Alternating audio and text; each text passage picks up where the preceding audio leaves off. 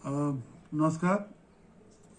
मैं principal GMC डोडा doctor Dinesh आपसे मुखातिब हूँ और मैं आपसे एक निवेदन करना चाहता हूँ कि जो डोडा में कोविड की सिचुएशन बनी हुई है वो परेशानी भरी है और पिछले कुछ 2 या 3 हफ्तों में डोडा में केस जो है बढ़ते जा रहे हैं और 16 तारीख के बाद हमने इन मरीज़ों को अपने हॉस्पिटल में एडमिट भी करना शुरू कर दिया और बहुत सारे मरीज़ जो हमारे पास आ रहे हैं वो मॉडरेट से सीवियर डिजीज़ में आ रहे हैं जिनको हाई फ्लो ऑक्सीजन की ज़रूरत भी पड़ रही है। बात डरने के लिए की नहीं है लेकिन हम सबको इससे लड़ने के लिए अपने आप को तैयार करना है और वो तैयारी वही है जो हम पिछले 1 साल से करते आ रहे हैं। आपको पता है, आपको बार बार बताया गया है कि आप कहीं भी जा रहे हैं तो मास्क पहन के रखें, क्योंकि मास्क पहने रखने से आपको और आपसे कोविड के फैलने का खतरा काफ़ी कम हो जाता है।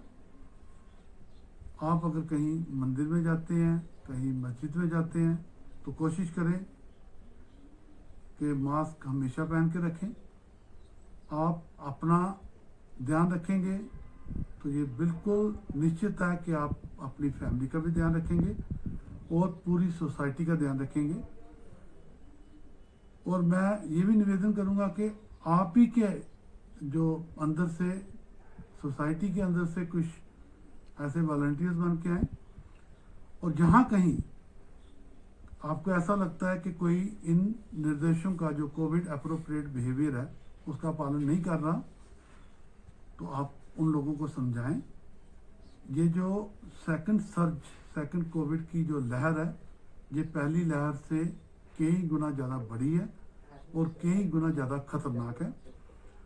इसमें जैसा हमने देखा है कि इसमें ऑक्सीजन की ज़रूरत ज़्यादा पड़ रही है और इसमें डिटेरियोरेशन भी जल्दी हो रही है।